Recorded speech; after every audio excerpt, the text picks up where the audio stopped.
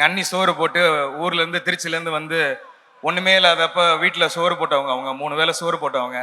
என்னோட ஃபேமிலி தான் அது. அதனால ஸோ நம்ம அது அது வந்து அது ரத்த பந்தம் அது. அதனால வந்து அதெல்லாம் ஹாப்பினஸ் தான். எனக்கு என்னன்னா என் தங்கம் எங்கள் அண்ணன் தொட்ட தூரத்தை விட பெருசாக தொடணும், என் மாப்பிள்ளை அதை விட பெரிய உயரத்துக்கு வரணும்.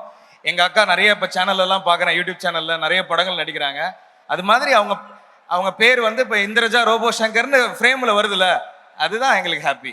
அண்ட் இது என் தங்கச்சி வந்து என் லைஃப்பில் எனக்கெல்லாம் நடந்த சக்ஸஸ்ன்னு ஒன்று இருக்கும்ல, எனக்கு லைஃப்பில் நடந்த சக்ஸஸ் எல்லாத்துக்கும் மெயின் ரீசன் என் தங்கச்சி தான். ஏன்னா இந்த மாதிரி ஒரு பொண்ணு இருக்கா வீட்டில் அப்படின்னு சொல்லி ஈரோடு மகேஷனை என்னை வந்து ரொம்ப காலேஜ் படிக்கும் போது 15 வருஷம் 15 என்னோட ஏஜ் அப்போ 15, அப்போ கையை பிடிச்சி கூட்டிகிட்டு வந்தாங்க. ஏன் அப்படின்னா வீட்டில் இப்படி ஒரு தங்கச்சி இருக்கா, தம்பி படிக்கணும், நானும் என்னோட ஸ்டடீஸை பார்த்துக்கணும், இப்படி வந்து ஒரு மிகப்பெரிய சூழ்நிலை இருந்தது.